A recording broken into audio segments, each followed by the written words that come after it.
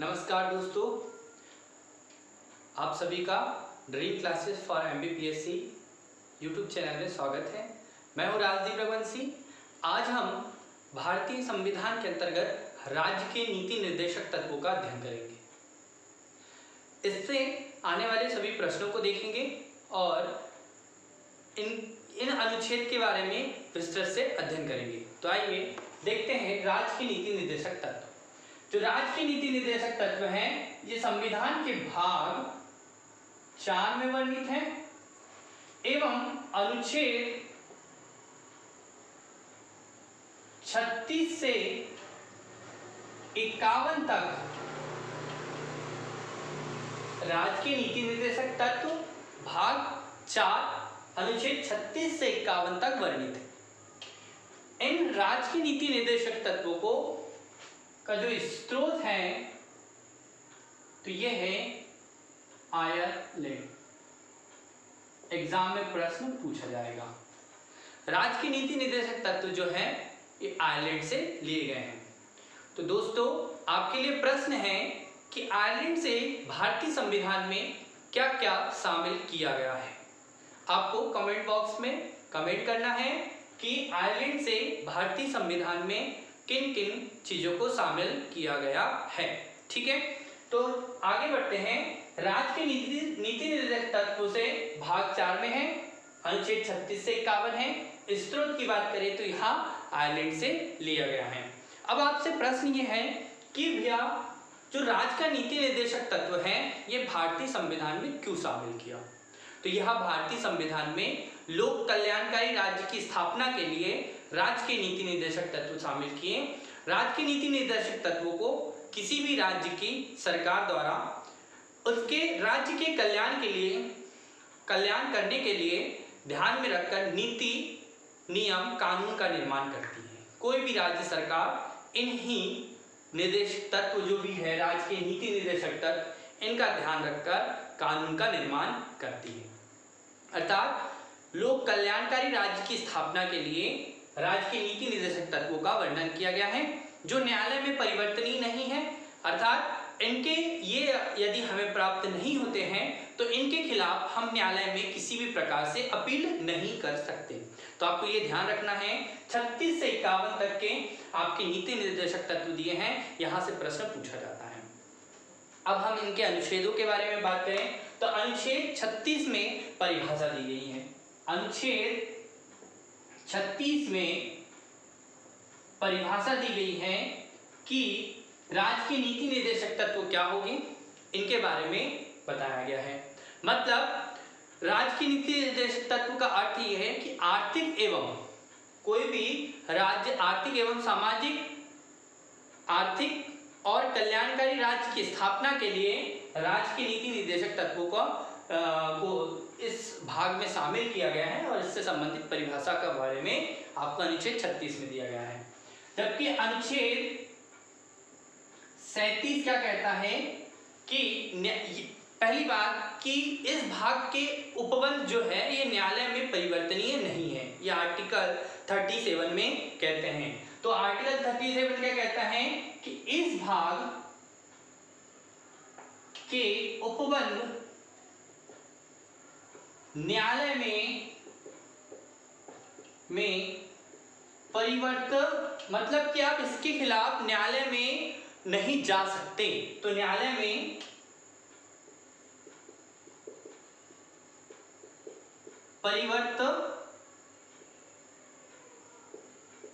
परिवर्तनीय है। ठीक है, यहां से एग्जाम में प्रश्न पूछा जाएगा इस तरह से। तो आपको ये याद रखना कि इस न्यायालय के खिलाफ आप इस उपबंध के न्यायालय में इससे द्वारा इसे लागू नहीं करवाया जा सकता। न्यायालय इस भाग के उपबंध को न्यायालय द्वारा लागू नहीं करवाया जा सकता। ठीक है, अब अनुच्छेद 38 ये कहता है लोक कल्याणकारी राज्य की, मतलब राज्य की लोक अभिवृद्धि के लिए सामाजिक व्यवस्था को बनाए रखने का काम कौन करेगा, आपका राज्य के नीति निर्देशक तत्व करेंगे। मतलब कल्याणकारी राज्य की स्थापना के बारे में अगर बात की गई है तो इसमें है। तो मैं लिख देता हूं लोक कल्याण, मतलब राज्य लोक कल्याणकारी की अभिवृद्धि, लोक कल्याण की अभिवृद्धि के लिए सामाजिक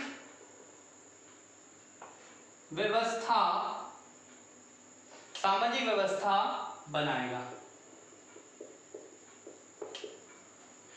ध्यान रखना कि लोक कल्याणकारी राज्य की अवधारणा कहां से आती है, तो आर्टिकल 38 से आती है।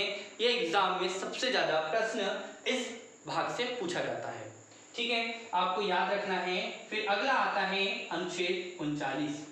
अनुच्छेद 39 क्या कहता है कि यह राज्य द्वारा अनुसरणीय कुछ नीति तत्व है इसमें, अर्थात इसमें ऐसा है कि समान कार्य के लिए समान वेतन देगा।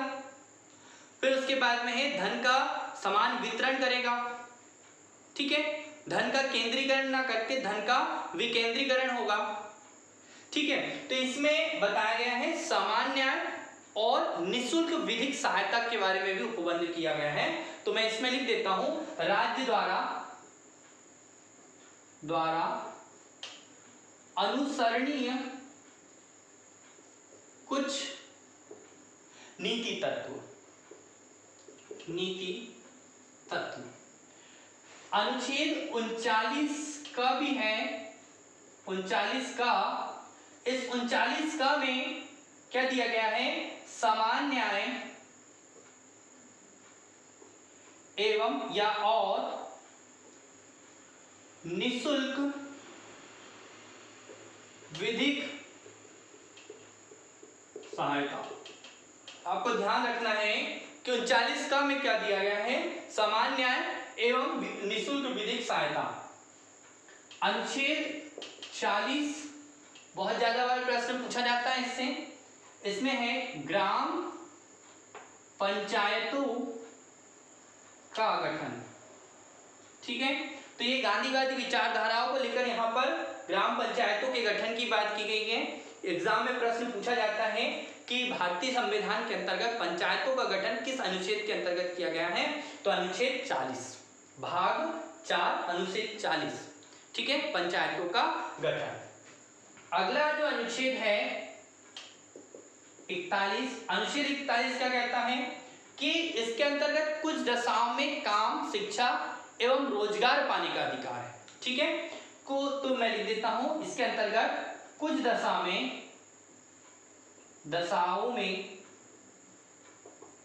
काम, शिक्षा और लोक सहायता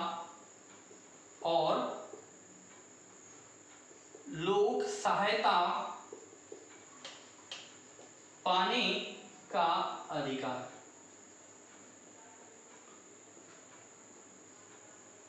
ठीक है।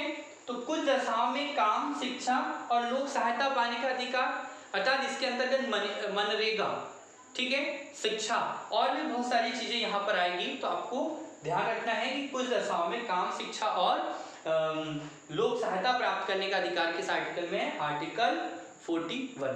आर्टिकल 40 अनुच्छेद 42 क्या कहता है, तो अनुच्छेद 42 कहता है न्याय संगत मानवोचित दशाओं के लिए, मानवोचित दशाओं तथा प्रसूति सहायता। यदि किसी आर्टिकल से प्रश्न पूछे जाएंगे तो प्रसूति सहायता से, तो आर्टिकल 42 इसमें पूछा जाएगा कि कैसा, तो काम कैसा होगा, काम की न्याय संगत एवं मानवोचित दशा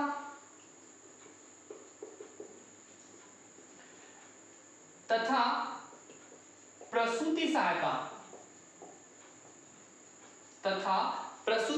एग्जाम में प्रश्न पूछेगा न्याय, काम की न्याय संगत एवं मानवोचित दशा और प्रसूति सहायता, यहां से ज्यादा इंपॉर्टेंट प्रश्न है इस प्रसूति सहायता से। जैसे जननी एक्सप्रेस, ठीक है, जो राज्य सरकार द्वारा चलाई जाती है, एम्बुलेंस 108 नंबर कॉलिंग करने पर जननी एक्सप्रेस या और भी सुविधाएं आपको दी जाती हैं, ठीक है। तो प्रसूति सहायता इनके लिए, यदि आप गवर्नमेंट हॉस्पिटल में प्रसव होता है तो आपको कुछ सुविधा दी जाती है। इसी से संबंधित लाडली लक्ष्मी योजनाएं और बहुत सारी योजना राज्य सरकार द्वारा चलाई जाती हैं। तो प्रसूति सहायता, एग्जाम में यहाँ से प्रश्न पूछा जाएगा, ध्यान रखिएगा। अब आर्टिकल 43 के बारे में बात करते हैं। आर्टिकल 43 क्या कहता है? तो आर्टिकल 43 से भी प्रश्न बहुत बार पूछा जाता है। मतलब इसके अंतर्गत क्या होगा कि कर्म कारकों के लिए के लिए निर्वाह मजदूरी, लिख देता हूं मैं, कर्म कारकों के लिए निर्वाह मजदूरी, मतलब क्या होगा कि आपको मजदूरी मिलेगी। लघु उद्योग कुटीर उद्योग के बारे में भी यहाँ पर ये बात कही गई है इस आर्टिकल में, अनुच्छेद आपका 43 में कहा गया है, जिसके अंतर्गत 43 का जो है ना, 43 का से भी प्रश्न पूछा जाता है, तो वो आपको ध्यान रखना है। 43 का में क्या है कि कुटीर उद्योग यानी कि लघु उद्योगों के का प्रबंधन भी करेगा। मतलब राज्य सरकार जो है वो क्या करेगी, उद्योगों के प्रबंधन करेगी और उसमें कर्म भाग, जिसमें कर्मकार जो है, जो मजदूर है वो भाग लेंगे। ठीक है, तो उद्योगों का प्रबंध कौन करेगा, किसमें करेगा? तो आर्टिकल 43 क के अंतर्गत उद्योगों का प्रबंधन राज्य सरकार करेगी। वहीं पर 43 ख जो है, यहां से एग्जाम में प्रश्न पूछा जाएगा कि सहकारी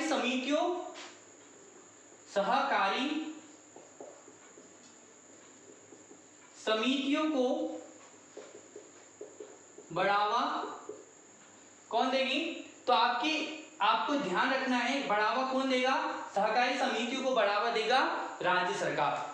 तो एग्जाम में यहां से प्रश्न पूछा जाएगा, आर्टिकल 43 क्या कह रहे हैं? आर्टिकल 43 कह रहे हैं कि कर्मकारों के लिए निर्वाह मजदूरी, जिसमें उद्योग का प्रबंधन करेंगे, जिसमें 43 का में सहकारी समितियों को बढ़ावा देंगे। एग्जाम में यहां से प्रश्न पूछे जाते हैं।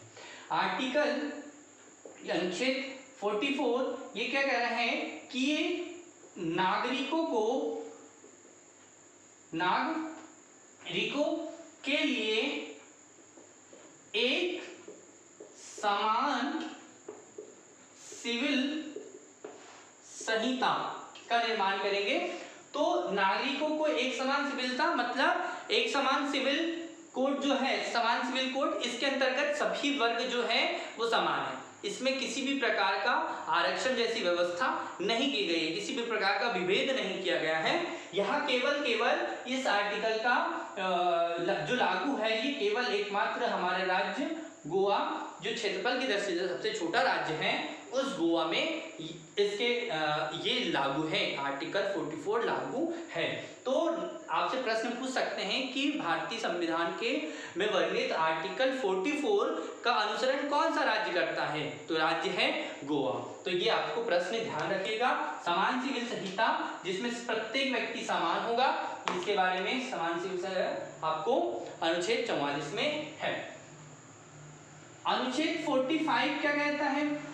तो अनुच्छेद 45 कहता है कि बालकों के लिए निःशुल्क एवं अनिवार्य शिक्षा। ठीक है, इसको ध्यान रखिएगा, बालकों के लिए निःशुल्क एवं अनिवार्य शिक्षा, वो भी कितने वर्ष के लिए? 0 से 6 वर्ष के लिए। ठीक है, तक जो भी है आपको ये ध्यान रखना है कि बालक बालिकाएं जो भी होगी उनको आंगनवाड़ी आपने नाम सुना होगा उसके लिए, तो बालकों के लिए निःशुल्क एवं अनिवार्य शिक्षा के बारे में भी आपको आर्टिकल 45 में दिया है। आर्टिकल 46 अनुच्छेद 46 इसके अंतर्गत क्या बताया गया है कि एसटी एससी एवं अन्य दुर्बल वर्ग, क्या कहा गया कि एससी एवं अन्य दुर्बल वर्ग के लिए शिक्षा और लोक सहायता। शिक्षा में अभिवृद्धि, मतलब कि अगर वो कमजोर है तो उस वर्ग को शिक्षा के लिए शिक्षा के हितों में संरक्षण, शिक्षा के या शिक्षा अर्थ भी आ जाएगा, अब याद रखना, शिक्षा अर्थ आर्थिक स्थिति के हितों में उनको क्या कर देंगे, संरक्षण देंगे। ठीक है, तो आपको ध्यान रखना, जैसे कई भी स्कॉलरशिप देती है राज्य सरकार द्वारा, ST/SC वर्ग के लिए हॉस्टल की सुविधा दी जाती है, अन्य वर्ग के लिए हॉस्टल की सुविधा दी जाती है, उनको स्कॉलरशिप की व्यवस्था की जाती है, तो इससे यहाँ से एग्जाम में प्रश्न पूछे जाएंगे, यही आर्टिकल का अनुसरण वो करते हैं। फिर अगला जो है ये है पोषण स्तर, जीवन स्तर को बढ़ाना। ठीक है, पोषण स्तर, जीवन स्तर को बढ़ाना, लोक स्वास्थ्य में सुधार, लोक स्वास्थ्य मैं लिख देता हूं, लोक में सुधार आदि की माद, जो आपके दारू शराब जो है, शराब माद निषेध, मतलब जो आपकी बीड़ी गुटखा है या फिर दारू है, शराब है, इस पर निषेध करने किस आर्टिकल के अंतर्गत होता है, तो आपका नशा मुक्ति अभियान चलाया जाता है, राज्य सरकार द्वारा चलाया जाता है, तो आर्टिकल 47 पोषण स्तर को बढ़ाना है। ठीक है, कुपोषण को दूर करना है, जैसे आपने कई कुपोषण से संबंधित योजनाएं देखी होगी, सबसे पीड़ित कुछ, आप लोगों को एक आंसर देना है कि मध्य प्रदेश का कौन सा जिला सबसे ज्यादा कुपोषित है। ध्यान से सुनिए, मध्य प्रदेश का कौन सा जिला सबसे ज्यादा कुपोषित है, तो पोषण स्तर, जीवन स्तर को बढ़ावा, लोक स्वास्थ्य में सुधार, ठीक है, आपका मदिरा पान वगैरह को पर प्रतिबंध लगाने का कार्य आर्टिकल 47 के अंतर्गत किया जाता है। तो यहाँ से एग्जाम में प्रश्न पूछे जाएंगे। अगला जो है 48 के बारे में बात कर लेते हैं।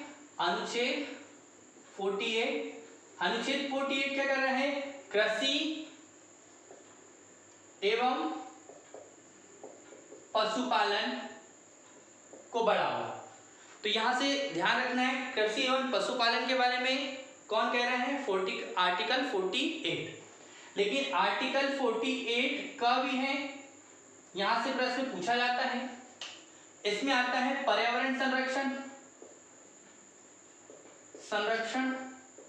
पर्यावरण का संरक्षण करेंगे,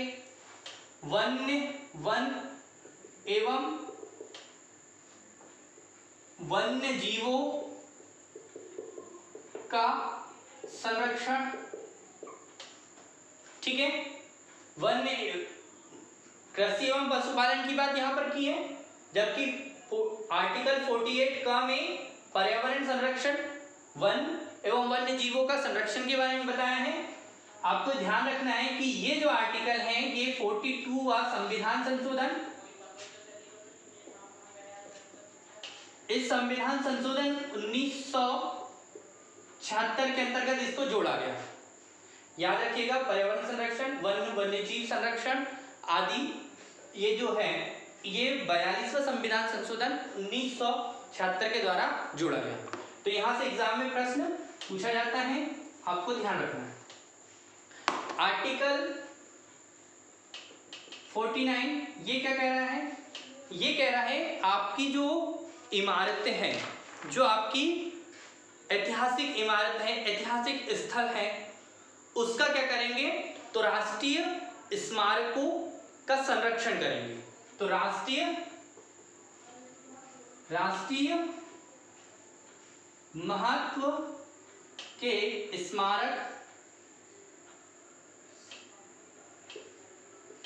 स्मारकों, इमारतों आदि का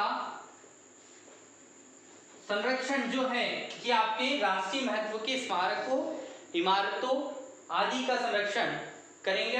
आर्टिकल 49। आर्टिकल 50 बहुत इंपॉर्टेंट है, ये कार्यपालिका और न्यायपालिका का पृथक्करण करता है। ध्यान रखना, कार्यपालिका एवं न्यायपालिका का पृथक्करण किस आर्टिकल के अंतर्गत हो रहा है, तो आर्टिकल 50 के अंतर्गत। ध्यान रखिएगा, कार्यपालिका और न्यायपालिका, कार्यपालिका के कार्यों में न्यायपालिका विभेद नहीं करेगी, विरोध नहीं करेगी, ना ही न्यायपालिका के कार्य में कार्यपालिका विरोध करेगी। एक लास्ट जो बचता है अनुच्छेद 51, ये क्या करता है? तो ये अंतरराष्ट्रीय शांति एवं सुरक्षा में अभिवृद्धि करता है। तो लिख देते हैं अंतरराष्ट्रीय शांति एवं सुरक्षा में अभिवृद्धि किस आर्टिकल के अंतर्गत है? आर्टिकल 51 के अंतर्गत। तो आपको ध्यान रखना है इन सभी आर्टिकल से एग्जाम में प्रश्न पूछा जाता है। राज्य के नीति निदेशक तत्व भाग 4 अनुच्छेद 36 से 51 तक। ठीक है, थैंक यू।